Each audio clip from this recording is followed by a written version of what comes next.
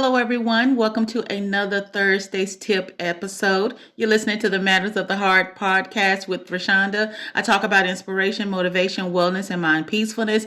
On this platform, I share experiences, advice, and knowledge to help you and me improve our life and learn more. And the content is always 100% positive, guaranteed, or your money back. Listen, there are only positive vibes happening over here. Why do I feel like I'm tongue-tied right now?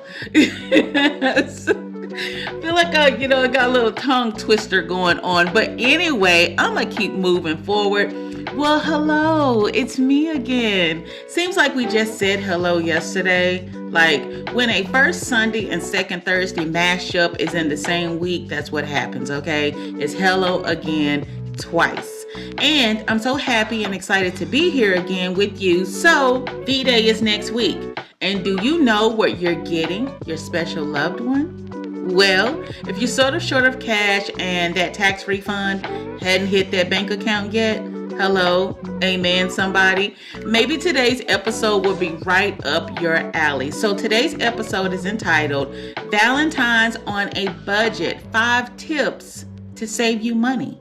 Okay, 5 tips to save you money. Yes, we're going to be talking about Valentine's Day on a budget. So if you're still contemplating making plans, but thinking about giving V-Day a rain check, you don't have to do it. I got a couple of super simple tips that just might save you a few coins.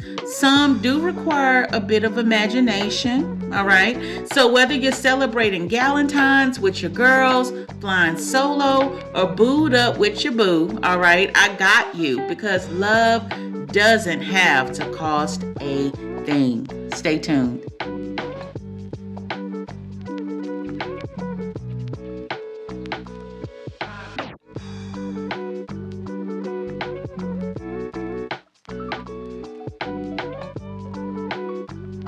Valentine's is swiftly approaching, and while that day is supposed to be all about love and such, most people may opt to do something small, with the bigger celebration more than likely starting either this weekend coming up or the weekend after V-Day, which is still considered the week of until that following Sunday. So let me ask you a question.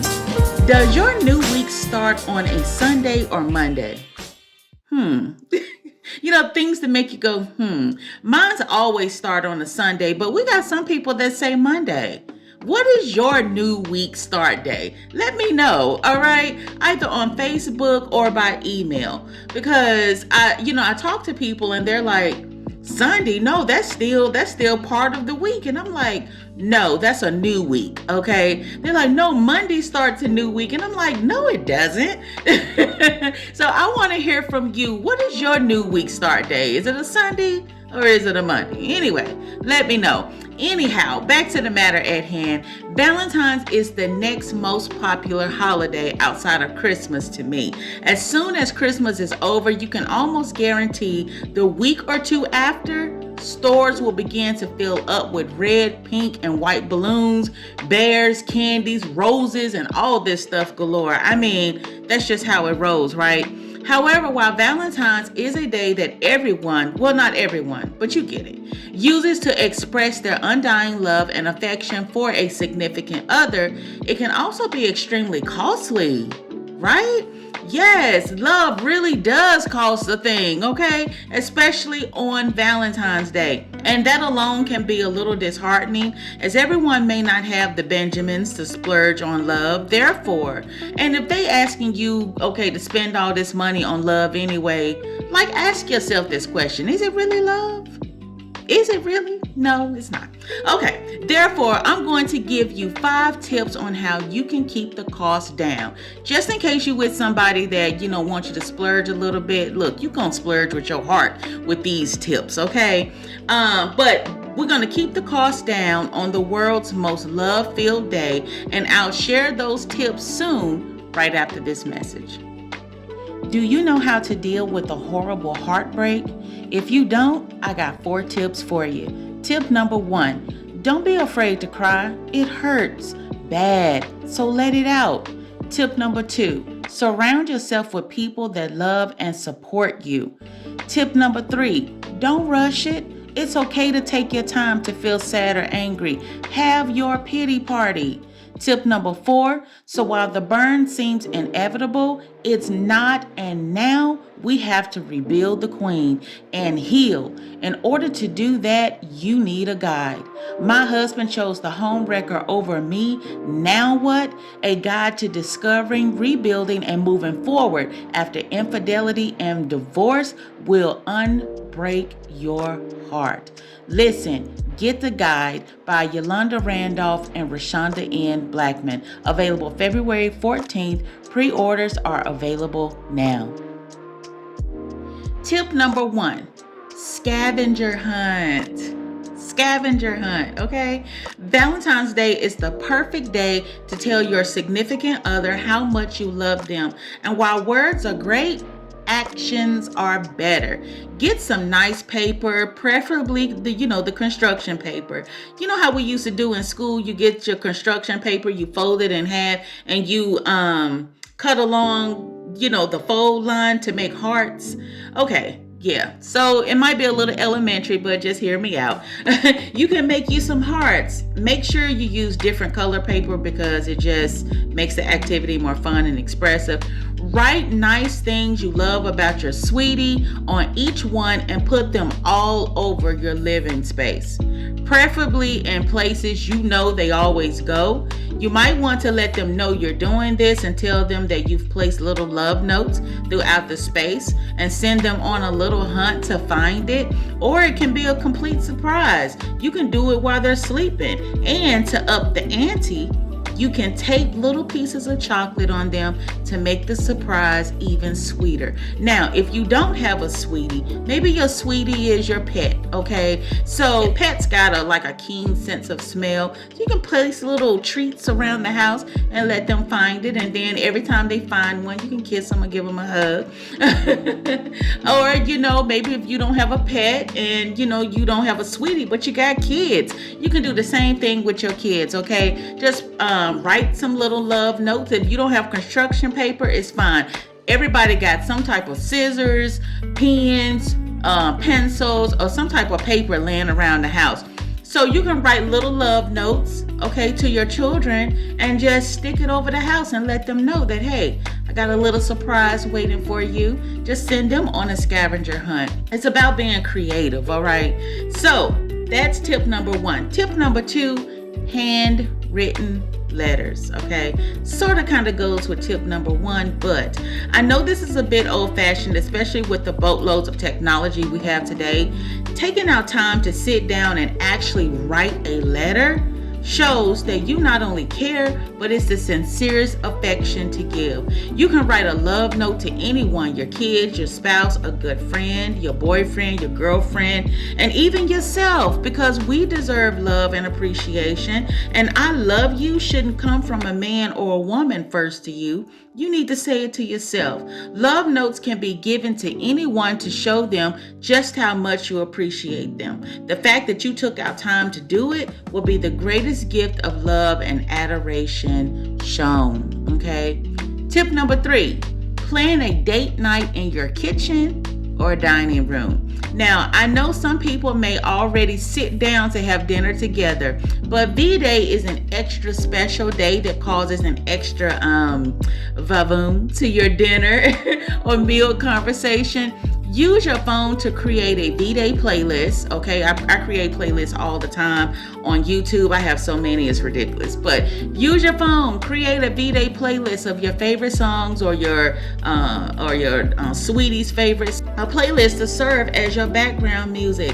Light a couple of candles or string a couple of lights around your chandelier or alongside your wall. Look, get those creative juices going. And during your meal, don't talk about work or any outside disturbances, all right? Because that ruins the mood. Use this time to talk about each other, what made you fall in love, and all that good stuff.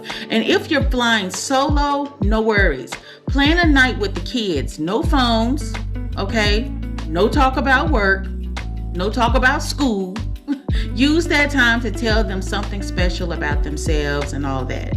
Just keep the talk about love. And listen, if you don't have kids, then invite some friends over and chat it up and do the same thing. And if your friends are away, hey, you can order dinner in for yourself and watch a good old movie. I remember one Valentine's year, that's what I did. So the Olive Garden is my oh my gosh, I love the Olive Garden. It's my favorite place to eat. Why they took the mushrooms away and they don't have those as an appetizer no more, I felt like protesting, but I'm like, okay, I'll just leave it alone. But I love the Olive Garden. So one year I went to Olive Garden. I got me something to eat. I went to our local grocery store. I got me a piece of cake, and I came home and I watched a nice movie, and it was just nice to have dinner to myself. Okay, look, you don't need nobody in your life to do things for you. You can do it for yourself. It's just all about being creative. All right. And you don't have to buy any expensive dinners or cook whatever, you can cook whatever you got in the fridge, okay, or cabinets. I remember growing up, we would just throw stuff together. And some of those things that we threw together were the best tasting things. I was just talking to my uncle like maybe a week or so ago, and my Uncle Tony, because when we were kids, we didn't have it like that. My mom, she was on food stamps, and we had to wait, until the food stamps came. But we would just throw stuff together. That was like the most funnest time. It's just get in the kitchen and hey, just putting stuff together.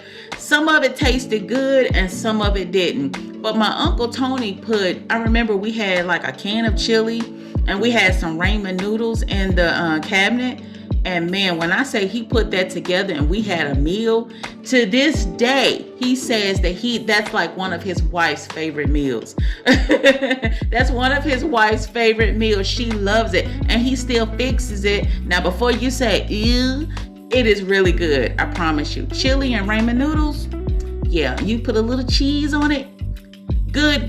That's good eating, okay? So what am I saying, Roshonda? Listen, you don't have to have the expensive food, buying delivered food and all this other type of stuff. If you ain't got it like that, look, get creative in your kitchen and just put some stuff together. It's about being together. It's about just being thankful for what you do have and hey, and let the love flow, all right? Okay. The next tip is movies, anyone? I know I have a lot of favorite V-Day classics.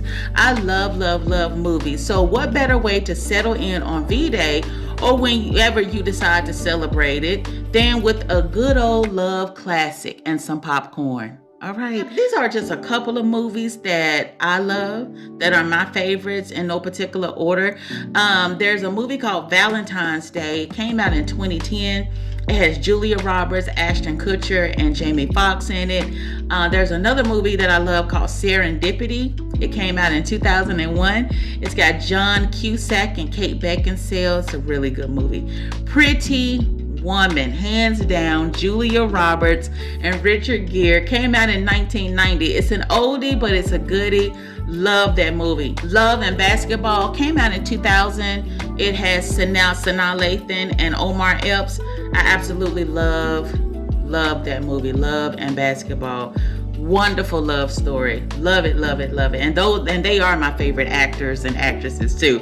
The Notebook came out in 2004. Rachel McAdams and Ryan Gosling. If you don't cry off of that, I don't know what's wrong with you, okay? Titanic, 1997. Oh my goodness. Love the Titanic. Of course, I love Leonardo DiCaprio and Kate Winslet. An Officer and a Gentleman. Now, I done went way back with this one, okay? 1982.